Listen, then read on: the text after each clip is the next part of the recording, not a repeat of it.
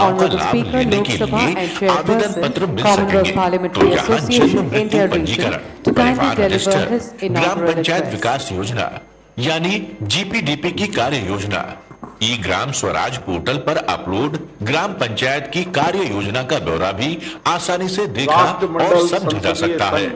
ग्राम सचिवालय बनने से हमारे गांव में बहुत ही अच्छा कार्य हुआ है और इससे बड़ी बड़ी योजनाओं का लाभ मिल रहा है। जो हमें जन्म प्रमाण पत्र, निवास प्रमाण पत्र, आय प्रमाण पत्र बनवाने के लिए तहसील जाना पड़ता था, अब हमारे ग्राम सचिवालय में ही सारे कार्य पूर्ण हो जाते हैं। स्वास्थ्य सेवाएं भी यही उपलब्ध हैं। कमेटी के चेयरमैन, टीका है, सामान्य टीके हैं, सब यही हमारे पंचायत भवन में लगाए जाते हैं। प्रत्येक व्यक्ति जिसकी जो आवश्यकता होती है वो 5 मिनट पे आके सभी अधिकारी यहाँ मौजूद होते हैं। ये नए भारत के नए उत्तर प्रदेश के सुशासन का सुव्यवस्थित ग्राम्य जीवन है जो हमारे प्रदेश के चतुर्मुखी विकास को परिलक्षित कर रहा है। नए भारत के नए उत्तर प्रदेश में नए ग्राम सचिवालयों की संकल्पना का मूर्त रूप है जो हमारे राष्ट्रपिता महात्मा गांधी जी के देश की प्रगति का रास्ता गांव की गलियों से होकर गुजरता है, सपने को साकार कर रहा है। आइए अपने ग्राम सचिवालय से जुड़कर अपनी ग्राम पंचायतों को। मुख्यमंत्री हेमंत बिस्वा शर्मा जी हमारे upper house. And now I invite Shri K.R. Rajya Sabha के Honorable Minister for Rural Development Government of Tamil Nadu to kindly address the August gathering. Assam विधानसभा के नेता प्रतिपक्ष माननीय Devavrat Sethia ji, minister for panchayat raj government of India, my colleagues from other states, senior officials from the ministry of panchayat raj, principal secretary RD and PR from Tamil Nadu, elected representatives of rural local bodies from various states, participants from my own state, Tamil Nadu. Good afternoon to everyone. माननीय सदस्यगण, it gives me immense pleasure to participate in this iconic week organized by Ministry of Panchayat Raj, Government of India, for celebrating 75th year of our independence. I appreciate the Ministry of Panchayat Raj for organizing the National Stakeholders Conference on Localization of Sustainable Development Goals. The Honorable Vice President today morning has released a compendium of joint advices to the states and thematic presentations for use by village panchayats. The efforts by the Ministry of Panchayat Raj should be appreciated. It is understood that the National Stakeholders Conference on Localization of SDGs will be deliberating on 9 themes with the experience sharing by different states. These sessions will certainly guide all the states in achieving the objectives of SDGs. With great pride, I inform that Tamil Nadu has already laid the path to realize the objectives of SDGs. Villages in Tamil Nadu have good facilities and services in terms of जिनके कारण हमारी लोकतांत्रिक संस्थाएं सशक्त हुई, लोकतंत्र सशक्त हुआ। उन सबको स्मरण करते हुए उनको मैं साधुवाद देता हूं। सीपीए एक विश्वव्यापी पूरे देश का संगठन है जो पूरे विश्व के अंदर लोकतंत्र को सशक्त करने के लिए, मजबूत करने के लिए, लोकतांत्रिक प्रणाली को नागरिकों के सामाजिक आर्थिक परिवर्तन लाने में एक चर्चा, संवाद, निर्णय करने का एक मंच है जिसके माध्यम से हम विश्व के अलग अलग देशों के अंदर सम्मेलन करते हैं, गोष्ठियां करते हैं, चर्चा करते हैं, संवाद करते हैं। और सीपीए भारत रीजन भी विशेष रूप से सीपीए की गतिविधियों को आगे बढ़ाने का काम करता है। सीपीए का भारत विजन, जिसमें समय समय पर कई कार्यक्रमों के माध्यम से हम संसदीय लोकतंत्र और लोकतंत्री संस्थाओं को कैसे प्रभावी बनाएं, कैसे जवाबदेही बनाएं, ताकि ये संस्थाएं जनता का अधिकतम कल्याण कर सके। भारत का लोकतंत्र बहुत प्राचीनतम लोकतंत्र है, एक समृद्ध लोकतंत्र है। दुनिया के अंदर भारत का लोकतंत्र एक सबसे कार्यशील जीवंत लोकतंत्र है। दुनिया के अंदर अधिकतम देशों के अंदर लोकतांत्रिक संसदीय प्रणाली से शासन को चलाया जाता है। दुनिया में सबसे ज्यादा मतदान करने वाला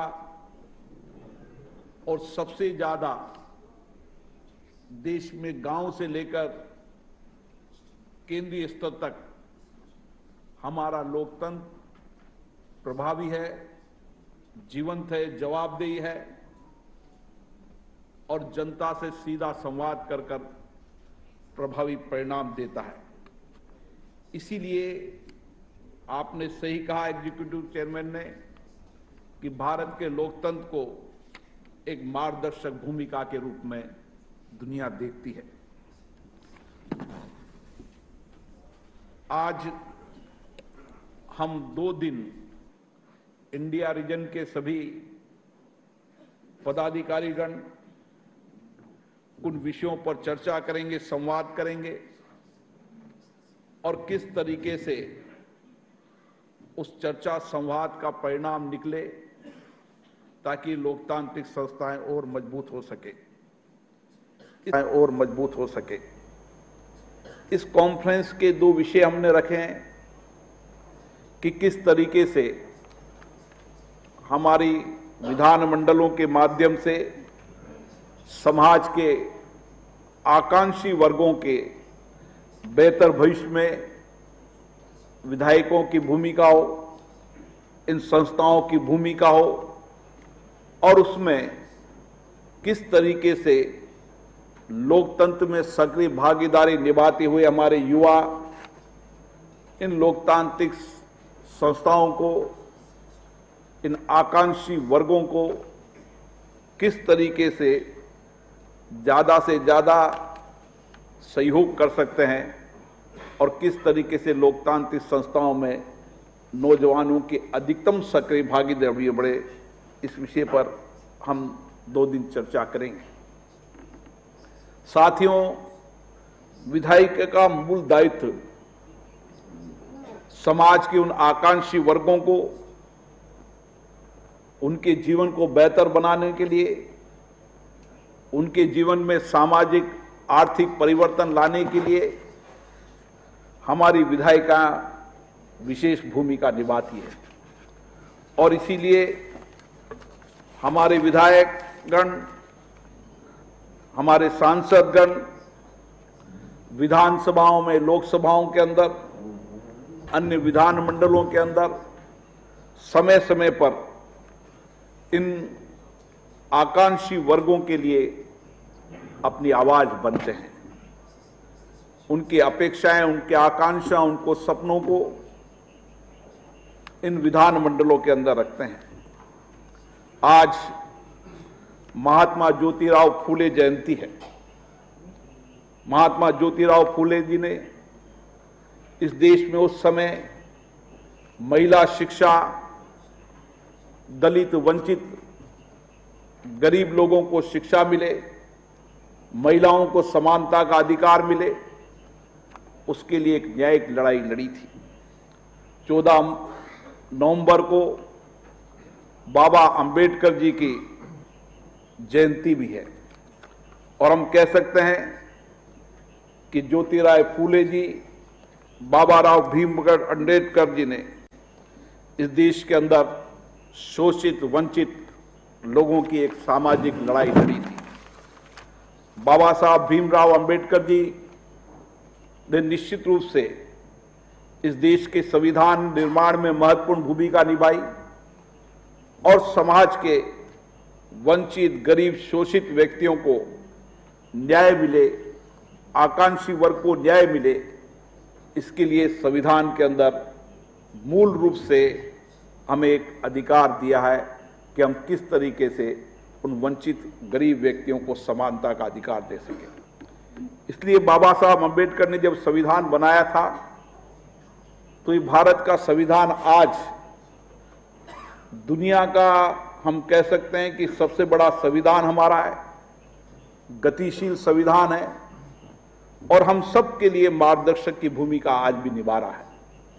और इसीलिए इसी संविधान के कारण भारत का लोकतंत्र सशक्त और मजबूत है, क्योंकि संविधान में जनता के लिए, जनता के द्वारा जनता का शासन मूल में रखा गया और संविधान निर्माता करने वाले हमारे मनीषियों ने विशेष रूप से इस बात का ध्यान रखा कि हमारे हर शासन पद्धति के अंदर जनता मूल में रहनी चाहिए।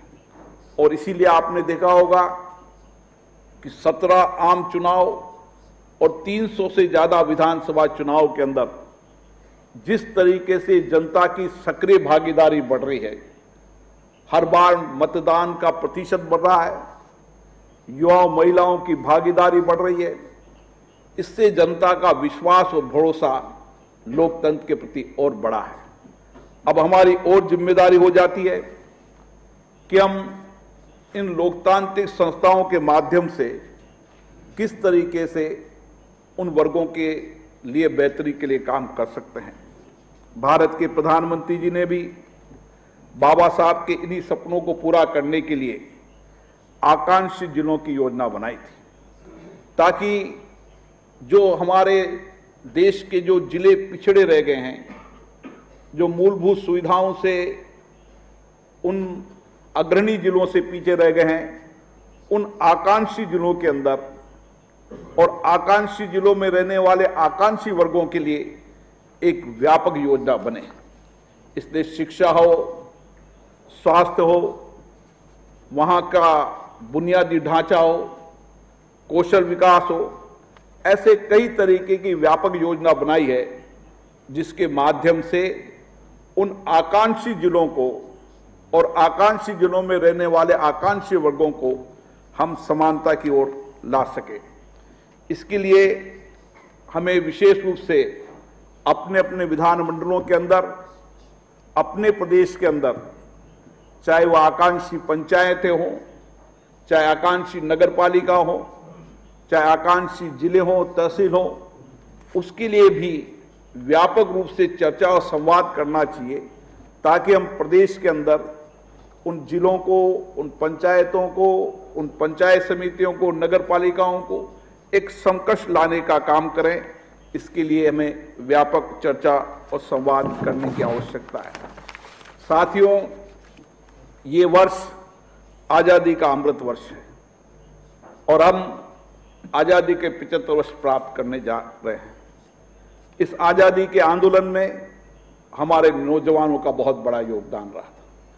हमारे उस समय के नौजवानों ने, जिनकी उम्र 18 साल थी, 22 साल थी, इस आजादी के लिए कुर्बानी दी, बलिदान दिया और अपने जीवन को सर्वोच्च राष्ट्र के नाम न्योछावर किया। इसलिए हमारे युवाओं की उस समय भी देश की आजादी के आंदोलन में भी सबसे बड़ी भूमिका थी और इस 7 दशकों के अंदर आज भी जब भी इस देश के अंदर व्यापक बदलाव आए, उस बदलाव के अंदर हमारे नौजवानों की विशेष भूमिका रही है। वो हमेशा बदलाव के मुख्य वाहक के रूप में रहे।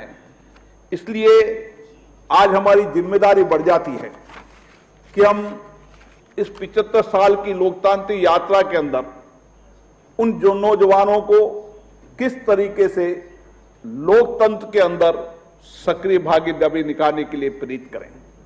और इसके लिए अब समय आ गया है हमारे नौजवानों की एक अद्भुत कार्यक्षमता है, आत्मविश्वास है, काम करने का विजन है, इनोवेशन है। सूचना प्रौद्योगिकी के अंदर हमारा नौजवान बहुत तेजी से देश और दुनिया के अंदर काम कर रहा है। इसलिए इस समय परिस्थिति के अनुसार एक आवश्यक है कि हमारे नौजवानों का हम हमारी लोकतांत्रिक प्रणाली में किस तरीके से ज्यादा प्रभावी रूप से उनको लाकर हमारी समस्याओं और चुनौतियों को समाधान करें। ये बात सही है कि आजादी के इस 75 साल के अंदर हमारी जितनी कठिनाइयां हों, चुनौतियां हों, उनका सॉल्यूशन करने का काम, समाधान करने का काम, सरल रूप से जनता को पारदर्शिता शासन में लाने में काम किया है। उसमें देश के नौजवानों की बहुत बड़ी भूमिका रही है। और इसलिए मेरा विशेष रूप से आप लोगों से आग्रह है कि हम हमारे विधानमंडलों के अंदर और विधानमंडलों के माध्यम से किस तरीके से देश के नौजवानों की सक्रिय भागीदारी इस लोकतंत्र के अंदर निभाने के लिए काम करें।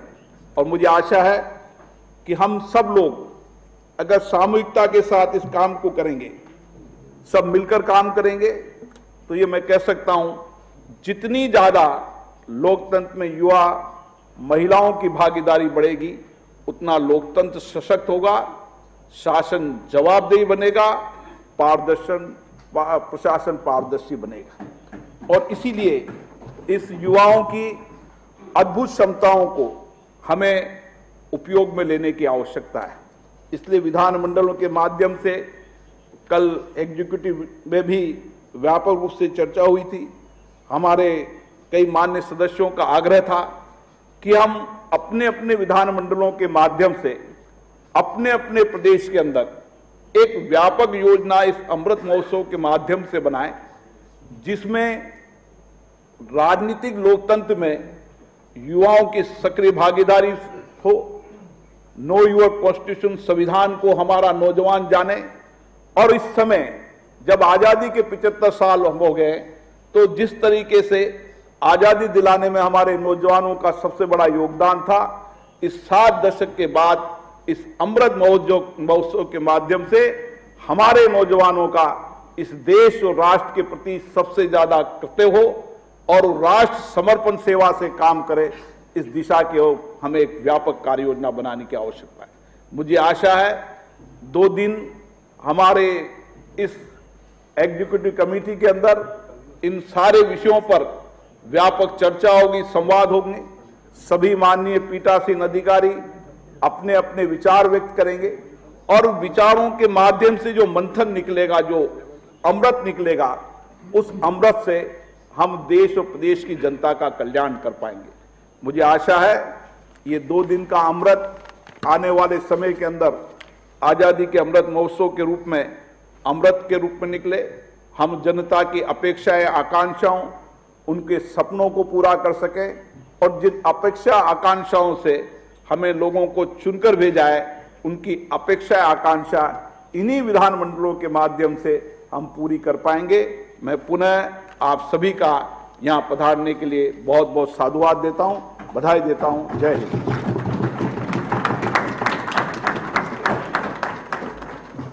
Thank you for your thought-provoking speech, sir. I would now request Honorable Shri Debobrata Hoikia, Leader of Opposition, Assam Legislative Assembly, to propose the vote of thanks.